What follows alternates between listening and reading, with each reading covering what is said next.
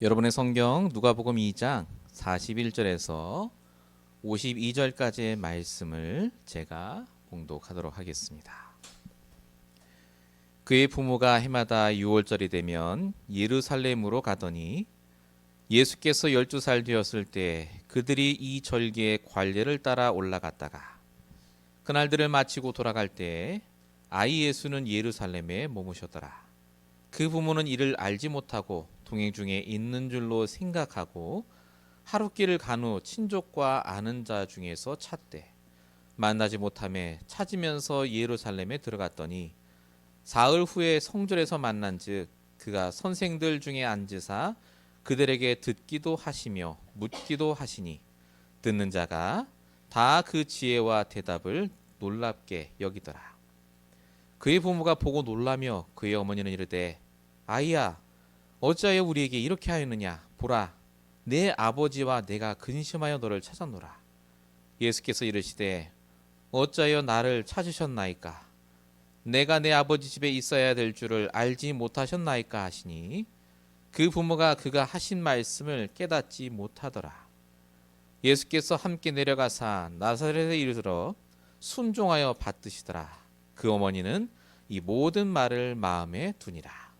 예수는 지혜와 키가 자라가며 하나님과 사람에게 더욱 사랑스러워 가시더라. 아멘.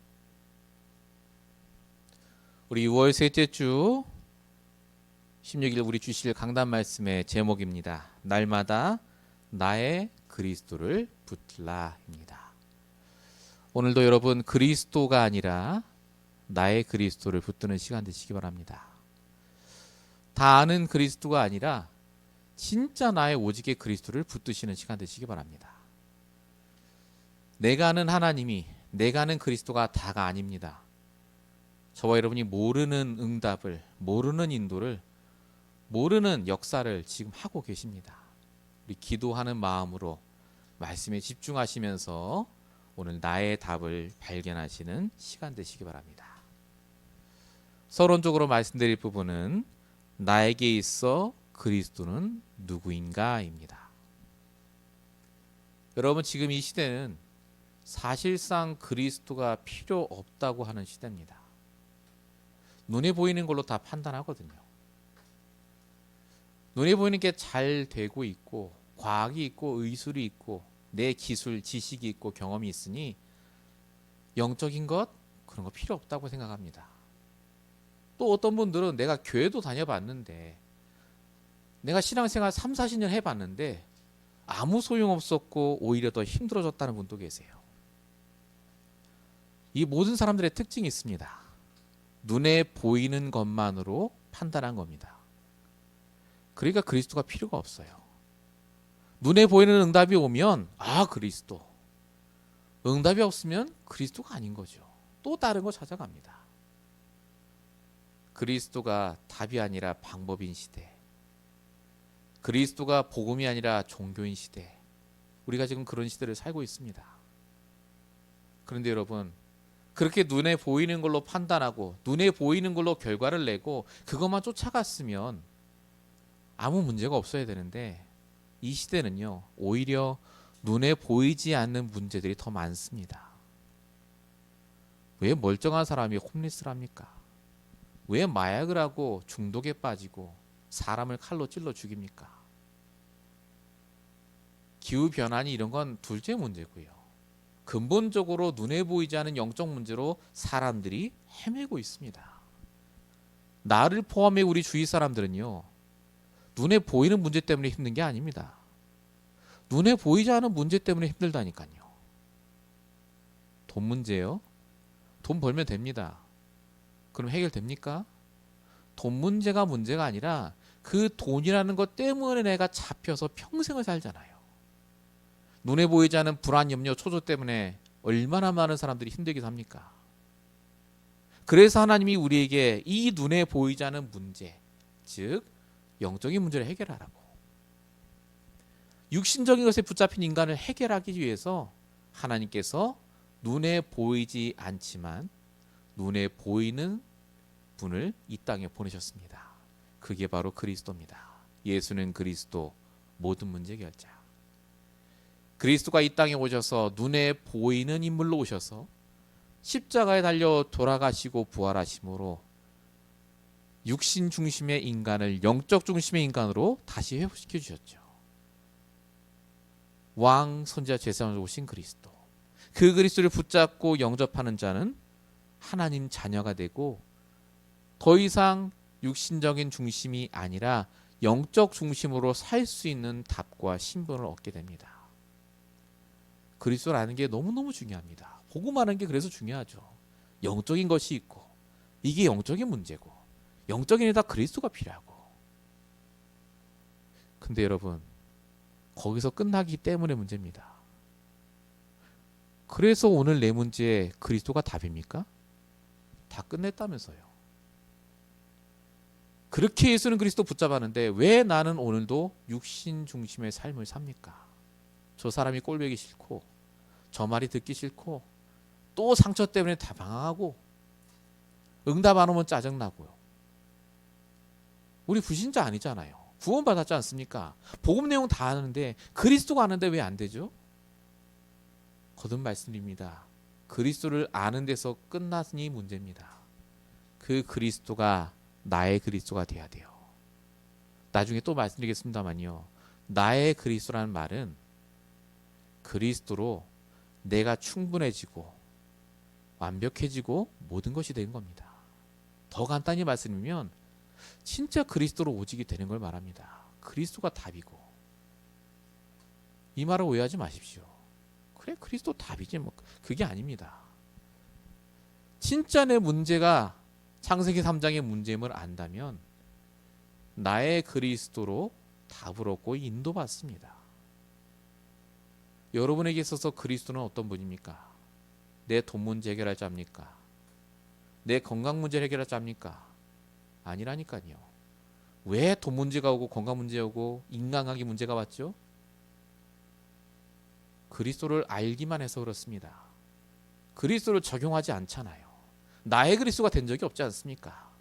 내 답은 돈이고 응답이고 사람 관계지 그리스도가 아니었잖아요. 오늘 그렇게 그리스도를 앞에 두고도 누군지 몰라 헤맸던 사람들이 등장합니다. 그게 바로 어린 예수님의 부모였던 요셉과 마리아. 오늘 예수님 잃어버리죠. 예루살렘에. 사실 잃어버린 게 아닙니다. 네가 왜 이렇게 하느냐 그러잖아요. 마리아가. 혼내듯이. 오늘 성전에서 함께 얘기를 나눴던 그 선생들 랍비입니다. 예수님이 누군지 몰랐습니다. 예수는 아는데 예수가 누군지를 몰라요. 진짜 예수가. 여러분에게 예수가 누굽니까? 진짜 나의 답입니까? 그게 아니라고요? 확인해 보셔야 돼요. 왜 아닌지. 오늘 이 시간 우리가 아는 그리스도를 넘어서 나의 그리스도가 되어지는 그 시간 되시기 바랍니다. 본론 첫 번째입니다. 나의 그리스도가 되기에 우리가 반드시 짚고 넘어가야 될 게 있습니다. 분명히 그리스도는 나의 그리스도가 되기에 오셨어요. 내 문제를 끝내기 위해서 오셨고 내 문제 속의 근본 문제를 끝내시고 나를 문제 속에 인도하기 위해 오셨습니다. 그런데 나는 왜 아직 나의 그리스도가 안 될까요? 우리에게 종교 체질이 남아있기 때문에 그렇습니다. 종교 체질이 뭔지 아십니까? 나 중심의 체질이란 뜻입니다. 내가 원하는 방식대로 내가 할 수 있는 열심으로 내가 원하는 보상을 받기 위해 하는 게 종교입니다. 결국 나예요. 그 종교 생활을 열심히 했던 게 유대인들입니다. 내가 원하는 응답 받기 위해서 열심히 예배드리고 열심히 기도하고. 성도 중에 이런 사람이 너무나 많고 심지어 예수는 그리스도라고 깨달은 이후에도 이런 종교 체질에서 못 벗어나는 분도 너무나 많습니다. 사울 왕은 하나님이 택하셨습니다. 근데 이 사울 왕이 나 중심으로 돌아갔습니다. 내가 예배드리면 되지 뭐. 전쟁 나가기 전에 제사를 꼭 드려야 되는데 사무엘 제사장 오기 전까지 시간이 없어요. 내가 보기에. 그래서 내가 예배를 드려버립니다. 이때부터 사울 왕이 완전히 무너집니다. 여러분 베드로는 예수님의 수제자였습니다. 첫 번째 제자라니까요. 예수님을 위해 거의 죽을 각오로 싸웠습니다. 귀도 잘랐죠, 사람 귀도. 근데 이 베드로가 그렇게 한 이유가 있습니다. 예수님이 나중에 이스라엘의 왕이 되면 한 자리 차지하려고요. 내가 원하는 보상이 있었다니까요. 성경의 인물들조차도, 심지어 예수님 제자들조차도요, 종교 체질이 남아 있었어요. 이것이 그들에게 그리스도가 나의 그리스도가 되는 걸 방해한 겁니다. 오늘 본문에 보시면 이 종교 체질에 푹 빠져 있는 요한과 마리아, 예수님의 부모님의 이야기가 적혀 있습니다. 본문 41절 41절 보면 이렇게 적혀 있습니다. 그의 부모가 해마다 6월절이 되면 예루살렘에 가더니 예수님이 12살이 되었으므로 절기의 관례에 따라 올라갔다가. 여러분, 예루살렘은 성전이 있는 곳입니다. 제사 드리고 예배하는 곳이에요. 근데 그때 언제 올라가느냐? 평상시에 올라간 게 아닙니다. 평상시에는 그냥 내일 하다가, 내 사업하고 비즈니스 하다가 어쩔 수 없이 6월절이 되면, 절기가 되면 관례에 따라, 전통에 따라 올라간 거예요. 그리고 예배합니다. 왜 했죠 이거? 그 예배 안 하면 하나님이 벌 주실까 싶어서 한 거예요. 다른 말로 하겠습니다. 요 예배를 하면 하나님이 나에게 복 주시겠지, 그거였습니다. 이들이 평상시에 예배드렸다는 말이 성경에 없다니까요. 여러분, 예수님 어머니 마리아가 복음을 몰랐던 게 아닙니다. 하나님이 택하셨어요. 근데 마리아도 요셉도요, 종교 체질이 남아 있다니까요. 이 정도 예배했으면 되겠지, 이 정도 전도했으면 되겠지. 그러니까 오늘 성경에 정확하게 이들의 상태가 적혀 있습니다. 50절 보면 뭐라고 적히느냐? 그 부모가 그가 하신 말씀을 깨닫지 못하더라. 말씀을 못 깨달아요. 종교 체질 속에 있으면요, 말씀이 안 들립니다. 내가 원하는 응답을 받을 그 말씀만 들어요. 응답이 안 온다? 말씀 다 잃어버립니다. 이들에게 말씀은 응답을 받기 위한 도구일 뿐이에요. 결국 이들의 상태가 계속해서 갑니다. 우리에게도 이런 종교적 체질이 내재되어 있습니다. 열심히 복음 알면, 기도하면, 전도하면 하나님이 내 삶에 복 주시고 잘 되게 주시고, 내가 그렇게 노력하고 열심히 한 걸 하나님이 보시고 안타까워 복을 주시지 않겠느냐. 성경에 어디 그렇게 적혀 있습니까? 하나님은 우리의 행위와 상관없이 상 주시는 이심을 믿어야 할지니라라고 히브리서 11장 6절에 적혀 있습니다. 믿음이 없이는 하나님을 기쁘시게 못하나니. 하나님이 복 주시는 이유는 딱 하나입니다. 믿음입니다. 어떤 믿음 말하죠? 진짜 예수가 그리스도가 맞고 그 그리스도가 오늘 나의 그리스도가 되는 것을 말합니다. 여러분, 진짜 복이 뭡니까? 내 뜻대로 되는 게 복인가요? 진짜 복은요, 창세기 3장에서 나를 구원하실 유일한 그 응답, 그리스도를 깨닫는 거 아닙니까? 그래서 바울이 빌립보서 3장 8절에 내가 가진 모든 걸 해로 여김은 그리스도라는 지식이 가장 고상이기 때문이다 라고 말합니다. 그리스도가 나의 축복이고 나의 답이다. 왜 바울이 이렇게 얘기했죠? 그냥 그리스도가 아니라 오늘 내 문제에 그리스도가 답이고 나를 깨달았기 때문에 그래요. 나의 그리스도. 정말로 바울이 깨닫고 나서 그거보다 더 큰 축복을 발견한 게 그래서 나의 복음입니다. 그냥 복음이 아니에요. 나의 복음. 로마서 16장 25절. 나의 복음과 나의 예수 그리스도를 지금 전파함은 영세전부터 감추었다가. 여러분, 정말로 그리스도가 오늘 여러분의 문제에 어떤 관계가 있습니까? 아무 관계가 없습니까? 돈이 관계가 있습니까? 뭔가 사람을 내가 만나야 됩니까? 문이 열려야 됩니까? 반드시 그리스도가 관계가 있어야 합니다. 그리스도가 여러분에게 답이 되지 않으면 평생 답 찾다가 죽습니다. 답이 없거든요. 복이요, 잠시입니다. 새 차 사도 얼마나 갑니까? 그 기쁨이. 죽고 나면 아무 소용없어요. 다 내 거 아닙니다. 저와 여러분이 오늘 그래서 놓치지 말아야 됩니다. 하나님은 우리가 종교 체질에서 벗어나기를 원하세요. 나의 그리스도가 되길 원하시지 목사님이 말하는 그리스도, 다른 사람이 말하는 그리스도를 알기로 하는 게 아닙니다. 그리스도가 오늘 나와 관계가 있다니까요. 오늘 나에게 역사하신 그리스도를 내가 말할 수 있어야 된다니까요. 그래서 말씀을 들으셔야 돼요. 말씀만 있으셔야 됩니다. 본론 1번의 2번입니다. 그래서 우리가 종교 체질에서 벗어나 복음 체질이 되는 방법이 뭐냐? 복음과 말씀에 집중하는 것뿐입니다. 여러분, 체질은 안 바뀝니다. 평생 남아 있어요. 체질을 그래서 없애는 게 아닙니다. 이 체질을 그대로 갖고 있지만 거기에서 벗어나는 겁니다. 어떨 때 벗어나죠? 아까 말씀드린 종교 체질의 핵심은 나입니다. 내 생각만 하는 거예요. 내 입장에서. 거기서 어떻게 벗어날 수 있죠? 내가 복음과 말씀을 듣고 묵상할 때, 집중할 때, 이걸 다른 말로 예배라고 합니다.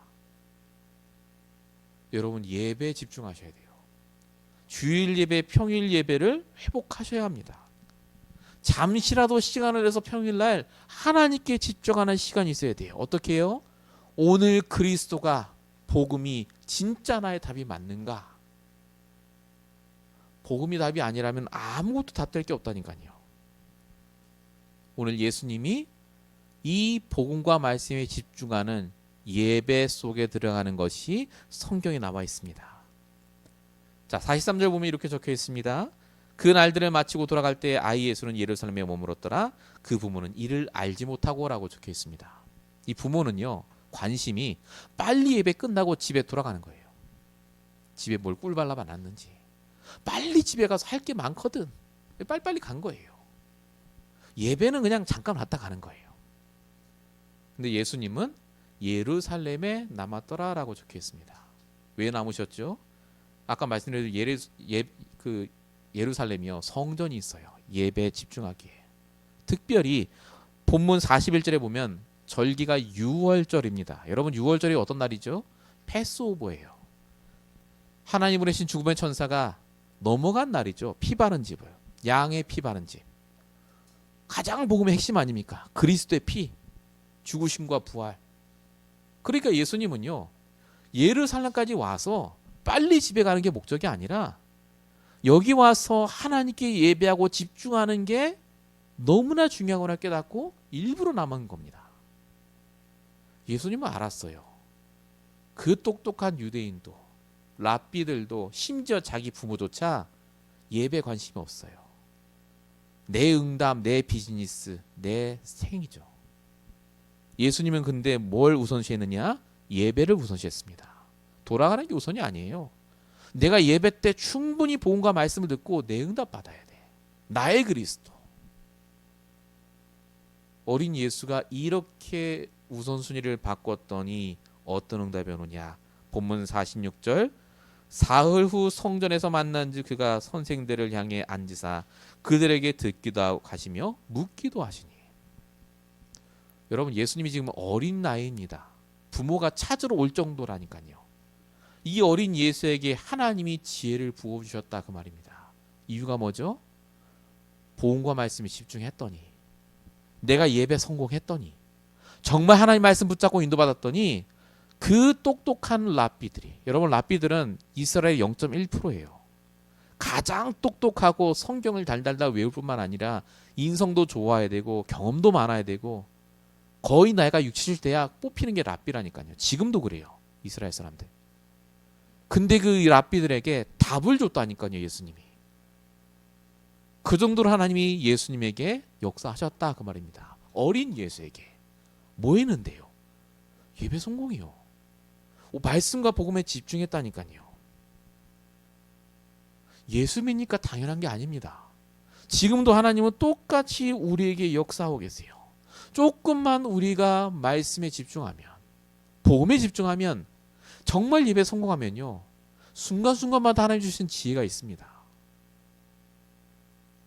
성경 인물들이 똑똑한 게 아니라니까요. 하나님이 그때그때마다 지혜를 주셔서 그 상황과 조건 속에 승리한 겁니다. 요셉이 IQ가 150이었더라 그런 말 없다니까요. 계속해서 하나님과 동행하며 소통했더니 바로왕 앞에 가서도 말하잖아요. 하나님이 하신 거라고. 여러분 정말로 저와 여러분이 나의 그리스도가 되는 그 시간이 있어야 됩니다. 오해하지 마세요. 여러분 그리스도 아시잖아요. 근데 그게 다가 아닙니다. 진짜 오늘 그 그리스도가 나의 그리스도가 돼야 돼요. 그래야 현장이 달라지고 내가 달라집니다. 저 여러분에게 하나님이 원하는 게 무엇인지를 질문해 보세요. 오늘 하나님이 진짜 나에게 원하는 게 뭡니까? 그리스도가 나의 그리스도가 되는 것. 그리스도가 오직의 그리스도가 되는 것. 날마다 이 복음으로 날마다 나를 세워나가시길 축원드립니다. 본론 두 번째입니다. 예수님은 우리를 이렇게 복음 체질로 바꾸려고 그리스도로 오셨을 뿐만 아니라 우리의 일상 삶에 답을 주러 오신 분입니다. 어떻게 답을 우리가 얻을 수 있죠? 우리가 항상 하는 겁니다. 제발 하나님께 질문하세요. 하나님과 소통하고 말씀으로 답을 얻는 것이 여러분의 진짜 중심에 있다면 하나님 역사하십니다. 오늘 말씀에 그게 쭉 써 있습니다. 여러분 사람은요 처음에는 질문할 필요가 없었습니다. 하나님이 이미 답을 주셨거든요. 선악과가 선과 악을 알게 하는 나무라고 하지 않습니까? 근데 선악과에 모든 게 담겨 있어요. 선악과를 먹지 말라고 한 그 하나님의 말씀을 너희가 진짜 믿고 하나님과 함께하면 절대 문제 안 온다고요. 근데 말씀을 어기고 하나님을 떠나면 문제 온다. 그게 선악과의 핵심이에요. 결국 하나님을 떠나서 문제 오지 않았습니까? 이게 지금 우리의 문제의 핵심입니다. 저와 여러분에게 왜 문제 오는 줄 아십니까? 하나님을 떠나서 그렇습니다. 말씀을 떠나서 그렇다니까요. 더 쉽게 말하면 하나님을 믿지 않아서 그래요. 왜 말씀을 떠날까요? 내 생각에 맞아 보이니거든요. 그러니까 하나님을 믿지 않는 것과 같습니다. 그래서 저와 여러분이 하나님과 소통하는 게 중요해요. 어떻게 소통하라고요? 하나님께 질문부터 하시라니까요. 질문하고 말씀으로 답을 얻을 때 복음이 구체화가 돼요. 그리스도가 나의 그리스도가 됩니다. 이 구체화를 위해 여러분들이 질문하길 하나님은 기다리세요. 오죽하면 하나님이요. 불신자가 질문해도 답을 주신다니까요. 불신자가. 복음을 잘 몰라도 답을 주세요. 질문만 하면. 그런 게 어디 써 있죠? 오늘 본문 46절. 아까 제가 읽었죠. 성전에 예수님이 앉으셨는데 성전에서 선생들에게 묻기도 하고 대답도 했다고 적혀 있어요. 이 선생들이 질문한 겁니다. 그럼 이건 뭐냐? 예수님이 성경에 대한 답을 주신 거예요. 복음으로. 그랬더니 랍비들이 뭐라고 했죠? 47절. 듣는 자가 다 그 지혜와 대답을 놀랍게 여기더라 라고 적혀 있습니다. 답을 얻었다 그 말이에요. 답을. 여러분 랍비들은요 대표적인 바리새인들입니다. 예수님을 메시아로 안 받아들인 사람들이에요. 복음은 힘이에요. 근데 이들이 질문만 해도 예수님이 답을 주셨어요. 그게 답이 됐다니까요. 하물며 우리는 복음 알잖아요. 그리스도가 누군지도 알지 않습니까? 근데 왜 질문하지 않습니까? 내가 질문하면 하나님은 답을 주시기로 기다리신다니까요. 아무 질문이나 해도 됩니까? 처음에는 아무 질문이나 해야 돼요. 그런데 하나님은요 진짜 본질을 질문하길 기다리십니다. 본질. 제가 늘 말씀드리잖아요. 하나님 돈 주세요. 왜 나는 돈이 없을까요? 가 질문이지만 핵심 본질은 그게 아닙니다. 왜 나는 돈 때문에 이렇게 힘들어 할까요? 그겁니다. 내게 있는 본질이 있잖아요. 내가 왜 불행하다고 느낄까? 여러분 야곱이 문제의 원인을 장자권이 없다고 봤어요. 그리고 문제의 답을 형을 속이고 아버지를 속여서 장자권을 얻는 거라고 생각했다니까요. 하나에게 질문 안 했어요. 그렇게 예배드리면서도. 그러다가 문제 막 왔죠. 쫓겨갑니다. 형이 죽일까 싶어서. 그러다가 야곱이 창세기 28장에 광야에서 돌베개를 베고 잘 때 질문한 겁니다. 하나님 도대체 하나님 뜻이 뭡니까? 다 문제 오니까 내려놓고 진짜 하나님께 본질을 질문했어요. 그랬더니 하나님 뭐라고 하시죠? 네가 이렇게 된 이유는 네가 부족하고 장자가 없어서고 네가 돈이 없어서 이런 얘기 안 하셨어요. 하나님께서 뭐라고 하셨느냐? 너가 누군지를 잊지 말라고 하셨어요. 본질은 장자권이 아닙니다. 너는 장자권이 없어도 모든 열방이 와서 너를 통해 축복받을 자야. 너는 복의 근원이야. 그 말하십니다. 땅의 모든 족속이 너와 대자손으로의 복을 받을 것이고 내가 너와 함께하고 너를 지키고 너를 떠나지 아니하리라. 너의 본질은 하나님과 함께하는 자. 임마누엘, 이스라엘의 축복이요. 야곱이 이 본질을 회복했을 때는 성공했습니다. 딱 한 번이었어요. 이때. 나중에 또 한 번 야복강에서 그랬죠. 하나님은 저와 여러분이 정말로 질문하길 원하십니다. 진짜 여러분 걸 내려놓으셔야 돼요. 내 체질, 내 응답, 내 시간표 내려놓고 하나님께 정말로 질문하면 하나님 역사하신다니까요. 평생의 답을 얻어야 됩니다. 그래서 예배 때. 평생의 답. 평생에 가도 흔들리지 않을 그 답이 없기 때문에 날마다 내 질문이 바뀌고 내 답이 바뀌고 늘 실망하고. 여러분 우리가 언약이라고 부르는 게 그 평생의 답이에요. 그 답 때문에 그 언약 때문에 하나님이 이 문제 주셨구나. 이 시간표 주셨구나가 이해가 돼야 됩니다. 그리스도가 나의 그리스도가 된다는 말이 바로 그 말입니다. 내가 이것 때문에 이 미국에 왔고 이것 때문에 내가 힘들지만 이 일을 하고 있고 이것 때문에 하나님이 나를 이 교회에 보내셨구나. 우리 렘넌트를 살리는 일을 두고 정말 기도하고 있지 않습니까? 평생의 답으로 여러분에게 주신 그 답을 붙잡으시고 인도받으시기 바랍니다. 본론 이번입니다. 그 목사님 이제 어디서든 질문하면 끝이네요. 여러분 질문하고 답 오는 게 잘 되십니까? 저도 잘 안 됩니다. 우리가 주일날 이렇게 말씀 받고 나가면 또 세상의 영향을 받아요. 우리도 말씀 질문하고 싶죠. 답 얻고 싶고 근데 잘 안 되잖아요. 이유가 뭘까요? 결국 내가 하나님께 질문하고 답을 발견하는 그 소통의 시간과 장소를 정하지 않아서 그렇습니다. 그게 나의 예루살렘입니다. 예수님이 이걸 제일 잘 깨달았습니다. 어릴 때부터 예수님이 하신 게 이거예요. 내가 오직 본과 말씀이 집중할 그 장소. 내가 당연히 있어야 될 그 장소에 나는 간다. 이 생각이 딱 있었습니다. 그래서 오늘 49절에 마리아가 엄마 마리아죠. 네가 왜 이렇게 했냐 막 혼내니까 49절에 예수님 뭐라고 하셨죠? 왜 나를 찾으셨습니까? 내가 내 아버지 집에 있어야 될 줄을 알지 못하셨습니까? 있어야 될 곳에 나는 있었습니다. 그 말이에요. 성도가 당연히 있어야 할 그 현장에 나는 있었습니다. 내 예배 자리에, 내 집중의 자리에, 내 기도의 자리에. 나의 예루살렘. 예수님이 어린인데도 똑같이 그 나의 예루살렘의 축복을 누립니다. 누가복음 5장 15절에 보면 뭐라고 적혀있냐면 예수님의 소문이 퍼지니까 사람들이 막 몰려왔대요. 너무너무 바쁜 시간.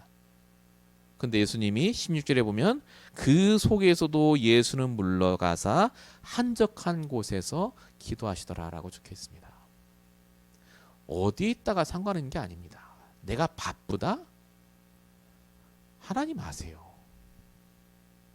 내가 너무 문제 때문에 지금 스트레스 받고 힘들어요. 아닙니다. 한적한 곳으로 가서 기도하셔야 돼요. 여러분 우리가 질문을 안 해서 하나님이 응답을 안 주시는 게 아닙니다. 질문했는데 응답 안 주시던데 말씀으로. 아니라니까요. 진짜 여러분 관심이 어디 있습니까? 하나님과 소통하는 데 관심이 없잖아요. 내 문제 해결이잖아요. 여러분 질문의 대부분이요. 내 문제 해결이에요 사실은. 그래서 하나님 내 문제는 언제 해결됩니까잖아요. 나의 예루살렘이 왜 필요하죠? 나로부터 시작하는 질문이 아니라 하나님의 말씀으로부터 시작하는 질문이 나오기 때문에 그렇습니다. 그래서 하나님이 원하시는 게 뭡니까? 그래서 하나님이 기뻐하시는 게 정말 뭡니까? 여러분 아브라함도 나의 예루살렘이 있었습니다. 마므의 상수리 숲을 아래. 창세기 13장 18절이죠. 아까 우리 봤던 야곱이요. 베델이 있었다니까요. 베델로 올라가자. 매일 내 생각 가지고 하나님께 질문하다가 내 생각이 아니라 하나님의 언약과 복음에서 시작하는 그 장소. 나의 베델. 창세기 35장 14절이죠. 바울은 가는 곳마다 나의 예루살렘을 삼았습니다. 사도행 16장 13절 기도할 것이 있는가 하여 가다가 기도할 처소. 정말 여러분 하나님과 소통하는 게 여러분의 관심입니까? 그럴 때 질문하면 하나님 답 주십니다. 솔직히 내 관심과 중심이 소통이 아니라 응답이 있으니까 뭔 질문에도 답이 안 와요. 내 양심으로 돌아가 보세요. 정말 그리스도가 여러분에게 누굽니까? 이 질문을 한 주간 계속 해보시기 바랍니다. 본론 세 번째입니다. 하나님께서 내 영적 문제를 해결하실 나의 그리스도로 내게 답을 주실 그 그리스도를 보내주실 뿐만 아니라 우리의 세상 속에서 구체적으로 나와 동행하시고 인도하시기 위해 이 그리스도를 보내셨음을 기억하셔야 됩니다. 여러분 하나님의 인도하심은 반드시 세상 법칙 안에서 인도하시는 분입니다. 때때로 성경에는 세상 법칙 밖에서 인도할 때가 많습니다. 예를 들면 홍해를 가르치고 불기둥 구름기둥을 보내시고 갑자기 폭 나타나셔서 이렇게 해라. 이렇게 하면 우리가 얼마나 잘 인도받겠어요. 저라도 잘 인도받겠습니다. 딴 생각 안 하고. 근데 그렇게 인도를 안 하세요. 대부분은 어떻게 인도하시느냐 성경에. 그리고 지금도 똑같죠. 세상 법칙 안에서 우리를 인도하세요. 즉 우리에게 벌어지는 모든 인간관계와 사건과 문제를 통해 하나님의 뜻을 이루신다 그 말입니다. 그래서 단 하나라도 소홀히 여기시면 안 됩니다. 세상 법칙 안에서 인도하신다니까요. 내가 저 사람 만나서 힘들어졌다. 아닙니다. 그게 하나님의 인도하심입니다. 그게 그 속에서 인도함을 받을 때 하나님은 역사하십니다. 그래도 목사님 내가 하나님이 좀 뭔가 큰 응답을 주시고 막 갑자기 돈이 떨어지게 하시면 너무나 좋은데 여러분 예수님도 세상의 법칙을 인정하시고 그 안에서 인도받았습니다. 본문 51절 보면 이렇게 적혀 있습니다. 예수께서 함께 내려가사 나사렛에 이르러 순종하여 받드시더라 라고 적혀 있습니다. 누구에게 순종하며 받들었을까요? 부모님이 부모님. 자, 예수님이 마리아가 막 뭐라 하니까 내가 당연히 있어야 될 곳에 있는 걸 알지 못하셨습니까? 그랬잖아요. 지금 수준이 벌써 차이가 나요. 이 마리아 요한과 마리아는 그 예수님의 부모님, 육신의 부모님은요. 영적으로도 그렇고 지금 좀 맹한 상태예요. 근데 예수님이 그렇게 한마디 해놓고 아무 소리 안 하고 성인이 될 때까지 순종하며 받더라도 적혔습니다. 세상 법칙 안에서 인도받았다 그 말입니다. 후에 예수님의 형제들도 태어나거든요. 우리 똑같이 산 거예요. 우리처럼 똑같이. 그 안에서 하나하나 인도받았습니다. 그랬더니 어떻게 됐다고요? 우리 마지막 절 52절에. 너무 유명하죠 이 구절. 근데 뜻을 잘 모르세요. 이게 뭔지. 예수는 지혜와 키가 자라가며 하나님과 사람에게 더욱 사랑스러워 가시더라. 예수님 너무 러블리하게 자랐구나. 그 말이 아닙니다. 성경은 favor with God and man이라고 적혀 있는데 원어는요. 사랑스러워 가시더라. 이 말이 어떻게 표현되어 있냐면요. 단어 자체 뜻이요. 자라나다, 나아가다, 진보하다 이런 뜻입니다. 예수님이 세상 법칙 안에서 인정하면서 모든 사건 문제 속에 하나님의 계획을 인정하면서 인도받으니 나아가졌다 그 말이에요. 진보했다 그 말입니다. 그게 사랑스러워졌다는 말이에요. 하나님 보시기에 매일매일마다 나아져요. 사람이 보기에도 예수님이 매일매일마다 진보해요. 이유가 뭐라고요? 세상 법칙 안에 내 삶의 모든 것 속에 하나님의 계획을 발견했거든요. 철저히 인정하고 인도받았다 그 말입니다. 여러분 지난 한 주 동안 오늘을 포함해서 어떤 일이 있으셨습니까? 하나님이 그 일을 실수로 주신 게 아니에요. 감정적으로 욱하고 화낼 수 있어요. 그런데 놓치지 마세요. 그게 하나님의 인도입니다. 그걸 통해 하나님이 우리에게 뭘 하길 원하신다고요? 나아가길 원하세요. 자라나길 원하십니다. 더 진보하길 원하신다 그 말입니다. 속지 마세요. 그게 우리의 진보입니다. 그걸 통해 하나님 우리를 나아가게 하실 거예요. 환경 탓하지 마십시오. 하나님 돌아가신 게 아닙니다. 하나님 보시기에 진짜 환경 안 좋으면 바꿔주실 겁니다. 안 바꿔주신다면 하나님 뜻이 있겠죠. 이래 살다 죽으면 어떡합니까? 죽으면 죽는 거죠. 우리가 용수가 애쓴다고 바뀝니까? 핵심이 뭐죠? 날마다 하나님 보시기에 나아가는 자, 달라지는 자. 우리가 그 축복성이 있는다니까요. 진짜 나의 그리스도를 붙잡으면 지금까지 말씀드린 이 응답이 전부 있게 돼요. 예수님이 누린 거라니까요. 왜 우리가 못 누립니까? 똑같이 육신을 입고 있는데. 조금만 집중하시고 인도받으시면 돼요. 우리 이 말씀을 듣는 이 자리에 있는 성도분들과 또 인터넷으로 말씀 듣는 모든 분들께서 날마다 나의 그리스도를 회복해 나가시길 축원드립니다. 결론입니다. 하나님께서는 날마다 그래서 나의 그리스도를 생각이 아니라 붙들길 원하세요. 나의 그리스도를 아는 게 아니라 붙들어야 되니까요. 어떻게 붙듭니까? 계속해서 여러분 집중하세요. 집중의 시간과 장소를 정하십시오. 나의 예루살렘. 집중하세요. 순간 욱합니까? 집중하라는 사인입니다. 하나님의 계획이 있어요. 걱정되십니까? 집중하세요. 저 기도 정말 많이 합니다, 요즘. 왜냐? 염려되니까요. 집중해요. 근데 그 염려 속에 집중하며 기도하는 속에요. 하나님 주시는 뭔가 답이 있어요. 여러분 집중이 지속돼야 됩니다. 그래서 여러분이 이거 할 때 하나님이 소통이 지속되게 하세요. 그래서 예수가 그리스도 맞구나.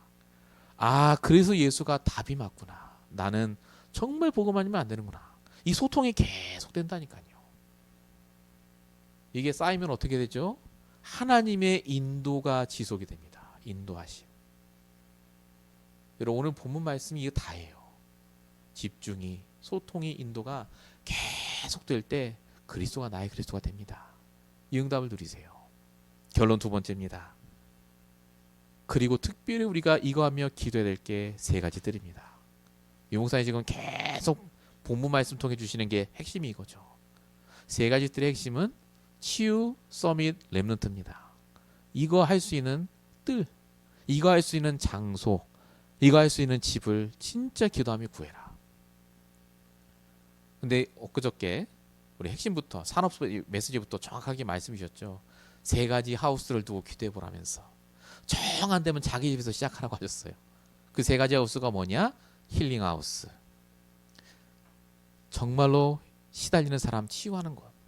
TCK 하우스. 제3 문화권에 있는 아이들, 렘넌트들 정말로 힘든 상황 속에 있는 아이들 데려와서 복음 가르치고 제대로 양육할 수 있도록 돕는 그런 하우스. 그리고 마지막이 홀리 메이슨 하우스. 그냥 돕는 걸로서 끝나는 게 아니라 그 중에 엘리트를 찾아내고 진짜 하나님께 쓰임받을 인물을 찾아내는 그 하우스. 이런 하우스에 응답을 두고 기도하라고 하셨습니다. 우리가 정말 나의 그리스도가 우리에게 날마다 구체화될 때 이 응답이 우리에게 올 줄 믿습니다. 이번 한 주간 동안도 기도하며 함께 인도받는 저런 되시길 축원드립니다. 기도하겠습니다. 지금도 우리에게 구원자 되시며 그리스도로 역사하시는 아버지 하나님, 오늘도 이제 그 그리스도를 넘어 복음과 말씀으로 나의 그리스도가 되기를 소망하는 우리 모든 성도들을 붙잡아 주시길 원합니다. 정말로 종교적인 체제를 벗어나 복음과 말씀에 집중하며 오직 하나님이 주시는 장소에서 기도하게 하시고 하나님과 날마다 소통하며 정말로 주님이 주시는 응답 속에 들어갈 수 있도록 날마다 인도받을 수 있도록 역사해 주시옵소서. 우리의 모든 일 속에 하나님의 인도하심이 숨겨진 줄로 믿사오니 눈에 보이는 것에 속지 않게 하시며 눈에 보이지 않는 하나님의 계획을 붙잡고 더 기도하며 세밀히 인도받을 수 있도록 주님 역사해 주시옵소서. 지금 이 시간 우리의 모든 상황과 형편을 아시는 아버지 하나님, 응답이 필요한 자에게 응답하여 주십시고 정말로 시급히 응답하길 원하는 모든 성도의 기도에 응답하여 주시되 하나님, 정말로 이것들이 우리의 응답의 기준이 아닌 하나님과 소통하며 응답받는 귀한 전도자의 축복을 누릴 수 있도록 주님 역사해 주시옵소서. 후대를 살리는 일에 쓰임받도록 역사하실 줄로 믿사옵고 우리를 구원하신 예수 그리스도의 이름으로 감사하며 기도했습니다. 아멘.